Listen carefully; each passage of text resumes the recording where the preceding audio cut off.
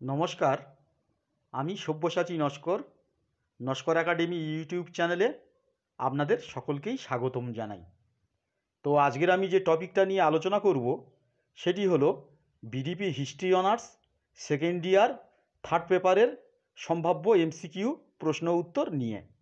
আচ্ছা, এবারে বিষয়ে আসা যাক।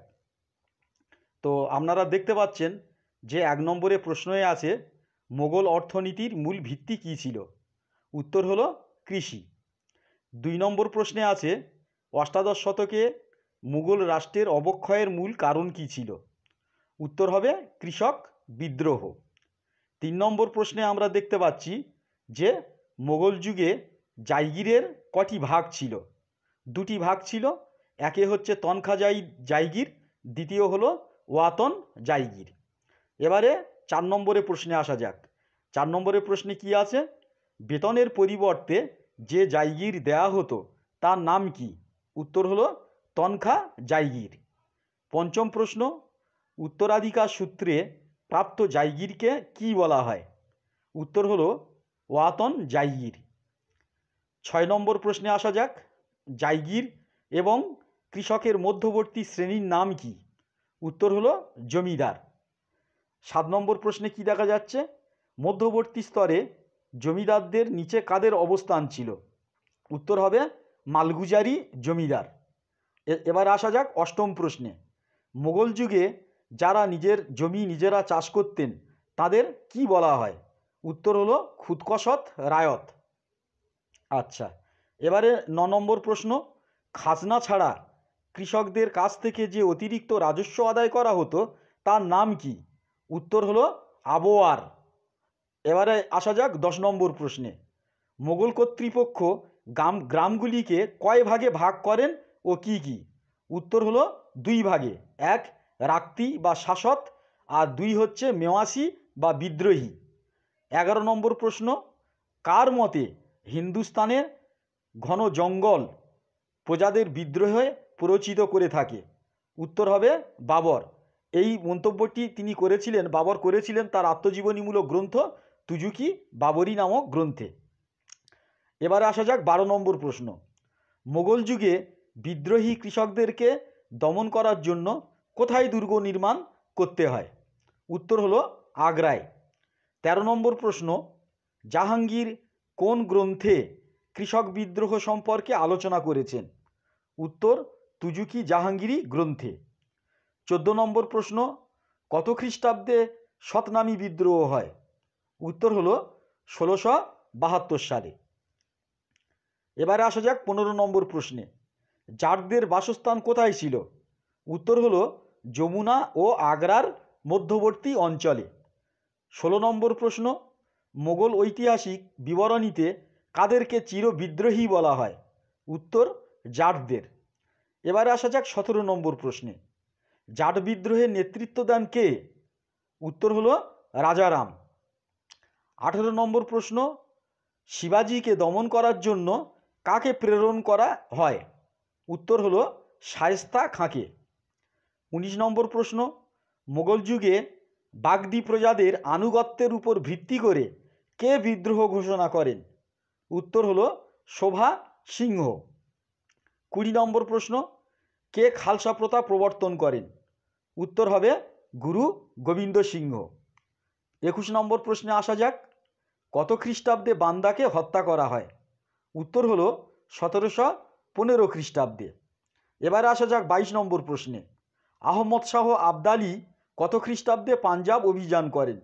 উত্তর হলো 1750 খ্রিস্টাব্দে। এবারে আসি 23 নম্বর প্রশ্নে। কোন শিখ নেতার নেতৃত্বে কৃষি সমাজের একেবারে নিম্নবর্গের লোকেরা আন্দোলনে অংশগ্রহণ করে? উত্তর হলো বান্দার নেতৃত্বে। 24 নম্বর প্রশ্ন, সুলতানি যুগে রাজস্ব সংগ্রহ ও প্রশাসনিক সুবিধার্থে সাম্রাজ্যকে কয়েকটি প্রশাসনিক এলাকাতে ভাগ করা হয়েছিল, তার নাম কি? উত্তর হলো ইকতা। 25 নম্বর প্রশ্ন, মনসবদারি প্রথার সর্বনিম্ন মান কত ছিল? উত্তর হলো 10। এবার আসা যাক 26 নম্বর প্রশ্নে। কোন পদ ছিল মনসবদারদের ব্যক্তিগত মর্যাদার সূচক? উত্তর হলো জাট বা জাত। এবার আসা যাক 27 নম্বর প্রশ্নে। কোন পদ দ্বারা বোঝা যায় একজন মনসবদার কতজন সৈন্য রক্ষণাবেক্ষণ করবেন? উত্তর হলো সওয়ার পদ। 28 নম্বর প্রশ্নে আসি। মনসবদারদের মধ্যে যারা নগদ টাকায় বেতন পেতেন তাদেরকে কি বলা হয়? উত্তর হলো মনসবদারি নগদি।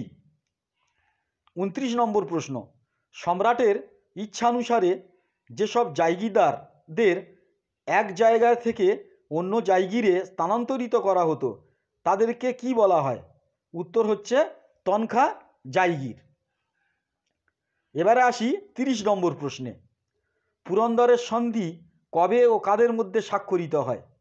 উত্তর হলো 1655 খ্রিস্টাব্দে মোগল সেনাপতি জয়সিংহ ও শিবাজির মধ্যে। 31 নম্বর প্রশ্ন। শায়েস্তা খাঁ কত সালে চট্টগ্রাম অধিকার করেন? উত্তর হলো 1666 সালে। 32 নম্বর প্রশ্নে আসা যাক। কত খ্রিস্টাব্দে মির্জুমলা আসাম অধিকার করেন? উত্তর হলো 1662 সালে। এবার আসি 33 নম্বর প্রশ্নে। মনসবদারের পুত্র এবং বংশধরেরা মনসবদারি পদের জন্য সবচেয়ে বেশি দাবিদার ছিলেন, এদেরকে কি বলা হয়? উত্তর হবে খানজাদা। এবার আসি আমি 34 নম্বর প্রশ্নে। নাদির শাহ কত খ্রিস্টাব্দে ভারতবর্ষ আক্রমণ করেন? উত্তর হলো 1739 খ্রিস্টাব্দে। 35 নম্বর প্রশ্ন। কত খ্রিস্টাব্দে জাহাঙ্গীর সিংহাসনে আরোহণ করেন? উত্তর হলো 1605 সালে। এবার আসি 36 নম্বর প্রশ্নে। 1691 সালে জাট বিদ্রোহের নেতৃত্ব দেন কে? উত্তর হলো কিষাণ সিং। এবারে আসি 37 নম্বর প্রশ্নে। সৎনামীরা কত খ্রিস্টাব্দে বিদ্রোহ ঘোষণা করেন? উত্তর হলো 1672 খ্রিস্টাব্দে। 38 নম্বর প্রশ্ন। কোন মোগল সম্রাটকে তেগ বাহাদুরকে প্রাণদণ্ড দেন? কোন মোগল সম্রাট তেগ বাহাদুরকে প্রাণদণ্ড দেন? উত্তর হলো ঔরঙ্গজেব। এবার আসি 39 নম্বর প্রশ্নে। মোগল যুগের শেষের দিকে অভিজাত শ্রেণীরা কটি দলে বিভক্ত হয়ে পড়েছিল? উত্তর হলো 3টি দলে। 1 নম্বর আছে ইরানি দল, 2 নম্বর আছে তুরানি দল, 3 নম্বর আছে হিন্দুস্তানি দল। এবারে 40 দাগে আমি একটা চার্ট তুলে ধরলাম। সেই চার্টটা হচ্ছে ইরানি দলের নেতা হলো আশফ খাঁ, তার পুত্র জুলফিকার খাঁ। তুরানি দলের নেতা হলো গাজীউদ্দিন খান ফিরোজ কুলিস খান। আর হিন্দুস্তানি দলের নেতা হলো শহীদ ভাতৃদ্বয়। এখান থেকে প্রশ্ন এরকমই আসতে পারে যে আশফ খাঁ তার পুত্র জুলফিকার খাঁ কোন দলের নেতা ছিলেন? এখানে 3টে অপশান দিতে পারে, ইরানি দলের নেতা, তুরানি দলের নেতা, হিন্দুস্তানি দলের নেতা। তাহলে অপশানে আমি দেবো ইরানি দলের নেতা। তো তুরানি দলের নেতার ক্ষেত্রেও একই প্রশ্ন আসতে পারে যে গাজীউদ্দিন খান ফিরোজ এবং কুলিস খান কোন দলের নেতা? ইরানি দলের নেতা, তুরানি দলের নেতা, না হিন্দুস্তানি দলের নেতা? তাহলে এই অপশানগুলো থাকলে আমরা হচ্ছে অ্যান্সারটা দেবো তুরানি দলের নেতা। যাই হোক, এই চারটা আমি এইভাবেই দিলাম। এবারে আসা যাক 41 নম্বর প্রশ্নে। জায়গিরের মালিককে কি বলা হতো? উত্তর হলো মনসবদার। এবারে আসি আমি 42 নম্বর প্রশ্নে। ঔরঙ্গজেব কত খ্রিস্টাব্দে মারা যান? উত্তর হলো 1707 খ্রিস্টাব্দে। 43 নম্বর প্রশ্নে আসি। মুর্শিদাবাদের পূর্ব নাম কি ছিল? মাকসুসাবাদ। অর্থাৎ মুর্শিদাবাদের পূর্ব নাম ছিল মাকসুসাবাদ। এবারে আসি 44 নম্বর প্রশ্নে। মুর্শিদাবাদ কার নামানুসারে হয়? উত্তর হলো মুর্শিদ কুলি খাঁ। আচ্ছা, এবারে 45 নম্বর প্রশ্নে আসি। মুর্শিদ কুলি খাঁর পূর্ব নাম কি ছিল? মোহাম্মদ হাদি বা করতলব খান। আচ্ছা, 46 নম্বর প্রশ্নে আসা যাক। টোডরমল কবে বাংলায় ভূমি রাজস্ব পরিমাণ নির্ধারণ করেন? উত্তর হলো 1582 খ্রিস্টাব্দে। আচ্ছা, এবারে 47 নম্বর প্রশ্নে আসি। বাংলায় মালজামিনী ব্যবস্থা কে চালু করেন? উত্তর হলো মুর্শিদ কুলি খান। 48 নম্বর প্রশ্নে আসি। মুর্শিদ কুলি খান কত খ্রিস্টাব্দে উড়িষ্যার নায়েব সুবাদার নিযুক্ত হন? উত্তর হলো 1703 খ্রিস্টাব্দে। 49 দাগের প্রশ্নে আসি। কত খ্রিস্টাব্দে মুর্শিদ কুলি খাঁর উপর বিহারের দেয়ানির ভার দেওয়া হয়? উত্তর হলো 1704 খ্রিস্টাব্দে। 50 নম্বর প্রশ্নে আসি এবার। কত খ্রিস্টাব্দে বাহাদুর শাহের মৃত্যু হয়? উত্তর হলো 1712 খ্রিস্টাব্দে। 51 নম্বর প্রশ্ন, মুর্শিদ কুলি খানকে কে বাংলার সুবাদার পদে নিয়োগ করেন? উত্তর হলো ফারুক সিয়ার। আচ্ছা, এবারে আসা যাক 52 নম্বর প্রশ্নে। কবে বিহার, বাংলা, উড়িষ্যা এই তিনটি প্রদেশ মিলে একটি স্বতন্ত্র নবাবী গঠিত হয়? উত্তর হলো 1740 সাল। আচ্ছা, এবারে আমি আসি 53 নম্বর প্রশ্নে। আলীবর্দী খান কাকে অপসারিত করে বাংলার নবাবিতে তার দাবি প্রতিষ্ঠিত করেন? উত্তর হলো সরবরাজ খানকে অপসারণ করে এবং এটা হয়েছিল মূলত জগৎ শেঠের সহায়তায় এটা সম্পন্ন হয়। আচ্ছা, এবারে আসি 54 নম্বর প্রশ্নে। চিনকিলিক খান কবে অযোধ্যার শাসক হন? উত্তর হলো 1707 খ্রিস্টাব্দে। 55 নম্বরের প্রশ্নে আসি। উড়িষ্যাতে সর্বুলান্ত খানের পর কে সুবাদার হন? উত্তর হলো ছবেল রাম।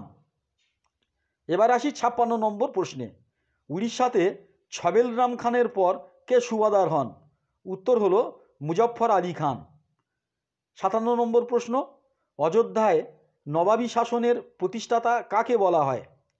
উত্তর হলো সাদাত খানকে। এবারে আসা যাক 58 নম্বর প্রশ্নে। নিজাম সুবাদার কবে নিযুক্ত হন? উত্তর হলো 1713 খ্রিস্টাব্দে। 59 নম্বর প্রশ্ন, দাক্ষিণাত্য মালভূমির মোগল শাসিত অংশের নাম কি? উত্তর হলো হায়দ্রাবাদ। এবারে পরের পৃষ্ঠায় যাচ্ছি। 60 নম্বর প্রশ্নে কি লেখা আছে? কত খ্রিস্টাব্দে ভাস্কো ডা গামা কালিকট বন্দরে উপস্থিত হন? উত্তর হলো 1498 খ্রিস্টাব্দে। 61 নম্বর প্রশ্নে আসি। ভাস্কো ডা গামা যখন কালিকট বন্দরে উপস্থিত হন তখন কালিকটের অধিপতি কে ছিলেন? উত্তর হলো জামোরিন।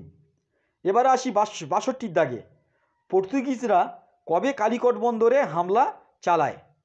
উত্তর হলো 1502 সালে। 63 নম্বর প্রশ্নে আসি। পর্তুগিজরা কবে বিজাপুরের সুলতানের কাছ থেকে গোয়া দ্বীপ দখল করে? উত্তর হলো 1510 খ্রিস্টাব্দে। 64 নম্বর প্রশ্নে আসা যাক। কত খ্রিস্টাব্দে পর্তুগিজরা সুদূর প্রাচ্যের সমুদ্রপথের প্রধান ঘাঁটি মালাক্কা দ্বীপপুঞ্জ দখল করে? উত্তর হলো 1511 সালে। এবার আসি 65 নম্বর প্রশ্নে। পর্তুগিজরা মূলত কোন ব্যবসার সাথে যুক্ত ছিল? উত্তর হলো গোলমরিচ ও মশলা। আচ্ছা, এবার আসা যাক 66 নম্বর প্রশ্নে। কারা বন্দরে কার্তাস প্রথা চালু করে? উত্তর হলো পর্তুগিজরা। 67 নম্বর প্রশ্নে আসি। পুলিকট কাদের বাণিজ্য কেন্দ্র ছিল? উত্তর হলো ওলান্দাজদের। কত খ্রিস্টাব্দে মালাক্কার পতন ঘটে? 1641 খ্রিস্টাব্দে। 69 প্রশ্নে আসি। করমণ্ডল উপকূলে কবে প্রতিষ্ঠিত হয় মছলিপত্তন কুঠির? উত্তর হলো 1610 সালে। আচ্ছা, এবার আসি 70 নম্বর প্রশ্নে। ইংল্যান্ডের রাজা প্রথম জেমসের দূত হিসাবে টমাস রো কত খ্রিস্টাব্দে মোগল দরবারে নিযুক্ত হন? উত্তর হলো 1615 সালে। মোগলরা কত খ্রিস্টাব্দে পূর্ব ভারতে প্রধান বাণিজ্য কেন্দ্র হুগলি থেকে পর্তুগিজদের বহিষ্কার করে? উত্তর হলো 1633 খ্রিস্টাব্দে। ভারত উপমহাদেশের খাদ্যভাণ্ডার ও পরবর্তীকালে মোগল সাম্রাজ্যের প্রধান বস্ত্র বয়ন কেন্দ্র হিসাবে কোন অঞ্চল প্রসিদ্ধ ছিল? উত্তর হলো হুগলি। আচ্ছা, এবারে আসি 73 নম্বর প্রশ্নে। কত খ্রিস্টাব্দে ইংরেজ ইস্ট ইন্ডিয়া কোম্পানি মাদ্রাজ দখল করে? উত্তর হলো 1539 সালে। এবারে 74 নম্বর প্রশ্ন। কত খ্রিস্টাব্দে ইংরেজ ইস্ট ইন্ডিয়া কোম্পানি বোম্বাই দখল করে? 1665 সালে। 75 নম্বর প্রশ্ন। কত খ্রিস্টাব্দে ইংরেজরা কলকাতা দুর্গ নির্মাণ শুরু করে? উত্তর হলো 1696 থেকে 1697 খ্রিস্টাব্দে। এবারে আসি 76 নম্বর প্রশ্নে। কত খ্রিস্টাব্দে ইংরেজ কোম্পানি মোগল সম্রাট ফারুক সিয়ারের কাছ থেকে ফরমান বা বাণিজ্যিক ছাড়পত্র লাভ করে? উত্তর হলো 1717 খ্রিস্টাব্দে। এবারে আসি 77 দাগের প্রশ্ন। ভারতের কোন অঞ্চল গোলমরিচ উৎপাদনে বিখ্যাত? উত্তর হলো মালাবার উপকূল। ৭৮ দাগের প্রশ্ন, ইংরেজ ও ওলন্দাজ নথি থেকে কয় রকমের বস্ত্র আমদানি পরিচয় পাওয়া যায়? উত্তর হলো 5 রকমের। যাই হোক, এই সম্ভাব্য এমসিকিউ আমি প্রশ্ন নিয়ে আলোকপাত করলাম। তো এই আমার ইউটিউব চ্যানেলে ইতিহাস সংক্রান্ত বিভিন্ন বিষয় নিয়ে আমি হাইলাইট করি এবং নেতাজি ওপেন ইউনিভার্সিটির গুরুত্বপূর্ণ যে বিষয় এবং আপডেটগুলো আমি এই ইউটিউব চ্যানেলে সাধারণত দিয়ে থাকি। তো আমার এই ইউটিউব চ্যানেলের প্রতিটি ভিডিওকে আপনারা লাইক, কমেন্ট এবং শেয়ার করবেন এবং পরবর্তী ভিডিওগুলি পাওয়ার জন্য লাল সাবস্ক্রাইব বাটনটি ক্লিক করবেন, তারপর বেল আইকনটি ক্লিক করে অল নোটিফিকেশান অন করে দেবেন। নমস্কার। পরবর্তী আমি আরেকটি নতুন টপিক নিয়ে আমি আবার ইউটিউব চ্যানেলে আসছি।